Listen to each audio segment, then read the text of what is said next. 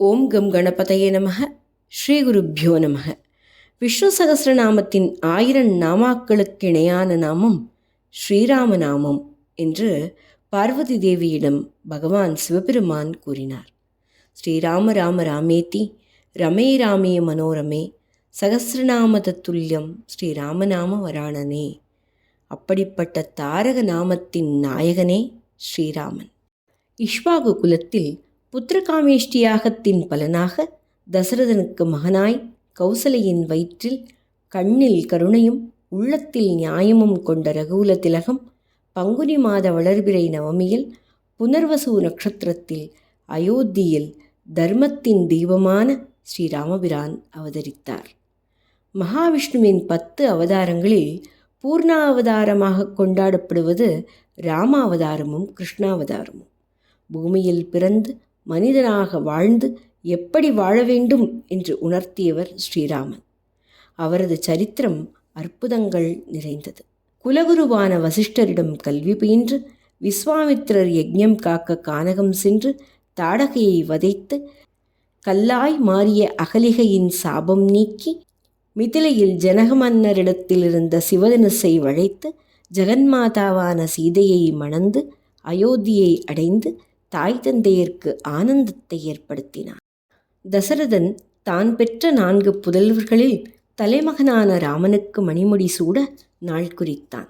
மந்தரை சொல்லால் மனம் மாறிய கைகேயி தசரதரிடம் தான் முன்பே பெற்ற 2 வரங்கள் மூலமாக ஸ்ரீராமனை 14 ஆண்டுகள் கானகம் போகச் செய்தாள். மெய்த்திருப்பதம் ஏவு என்ற போதிலும் இத்திருத்துறந்து ஏகு என்ற போதிலும் சித்திரத்தை ஒத்த செந்தாமரை மலர் போன்றவன் பித்ருவாக்கிய பரிபாலனத்தை காக்க கானகம் சென்றான். ராமனை பின்தொடர்ந்து சீதையும் லக்ஷ்மணனும் சென்றனர். கங்கை நதிக்கரையில் குகனின் அன்பை கண்டு அவனை தனது தம்பியாக ஏற்றுக்கொண்டான். ராமனை பிரிந்த தசரதன் புத்திரசோகம் தாங்காமல் உயிர் நீர்த்தார். நடந்த விவரம் அறிந்த பரதன் ராமனை காண கானகம் வந்தான். அண்ணன் திரும்ப வர வேண்டும், ராஜ்ய பரிபாலனத்தை ஏற்க வேண்டும் என்று பரதன் வற்புறுத்த ராமன் அதை மறுத்தார். ராமனின் பாதுகையை பெற்று அரியணையில் அமர்த்தி ராஜ்ய பரிபாலனம் செய்தான் பரதன். காட்டில் சபரியின் அன்பை ஏற்றுக்கொண்டு பஞ்சவடியில் பர்ணசாலை அமைத்து வாழ்ந்த ராமரிடத்தில் ராவணனின் தங்கை சூர்பனகை தன்னை திருமணம் செய்து கொள்ள கேட்க லக்ஷ்மணன் அவளது மூக்கை அரித்து மானபங்கப்படுத்தினான். மூக்கருந்த நிலையில் சூர்பனகை ராவணனிடம் முறையிட மாரீசனை மாயமானாக்கி ராமனை திசை மாற்றி சீதையை சிறையெடுத்தான் ராவணன். கண்ணீர் மல்க எங்கும் சீதையை தேடின ராமனுக்கு ஜடாயு மூலம் ராவணன் சிறையெடுத்த விஷயம் தெரிந்தது. தென்திசை நோக்கி நகர்ந்தான். அனுமன் சுக்ரீவன் நட்பை கொண்டு வாலியை கொன்ற ராமனுக்கு சுக்ரீவன் தனது படைகளை 8 திக்கும் அனுப்பி சீதையை தேடச் செய்தான். அங்கதன் தலைமையில் சென்ற படை தென்திசையை நோக்கி புறப்பட்டது. ஜாம்பவானின் அறிவுரைப்படி கடலை கடந்து இலங்கையை அடைந்து சீதையை கண்டு அன்னைக்கு தைரியம் கூறி அங்குளியம் கொடுத்து சீதையின் ஆசை பெற்று தூதுவனின் இலக்கணத்திற்கேற்ப ராவணனிடத்தில் நல்வார்த்தை கூறினான் ஹனுமன். அதை ஏற்க மறுத்த ராவணன் ஹனுமனின் வாலில் தீ வைத்தான்.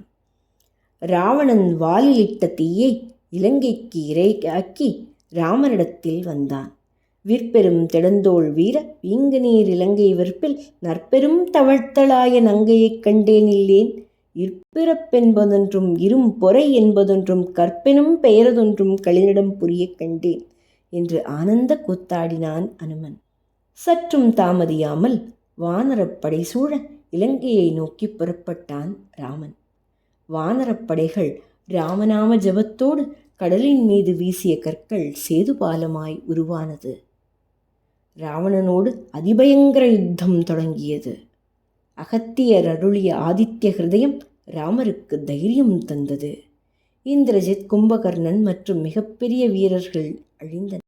நாகாஸ்திரத்தால் மயங்கி விழுந்த லக்ஷ்மணனையும் மற்ற வீரர்களையும் காப்பாற்ற சஞ்சீவி மூலிகைக்கு பதிலாக சஞ்சீவி மலையே பெயர்த்து கொண்டு வந்தார் அசாத்திய சாதக சுவாமியான ஹனுமன் போரில் அத்தனை ஆயுதங்களையும் இழந்த ராவணனிடத்தில் இன்று போய் நாளை வா என்று ராமன் கூறி போர் தர்மத்தை நிலைநாட்டினார்.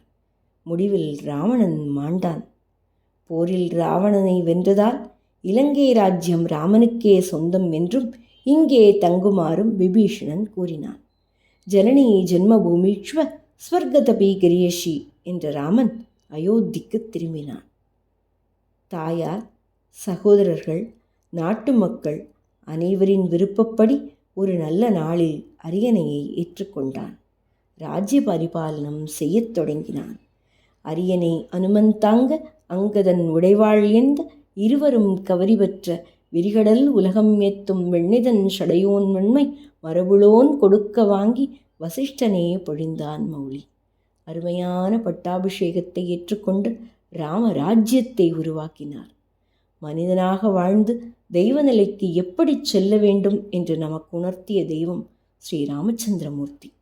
அந்த ராமபிரானை இந்த ராமநவமி நன்னாளில் வணங்கி உலகமெங்கும் ராமராஜ்யம் திகழுமாறு வேண்டுவோம்.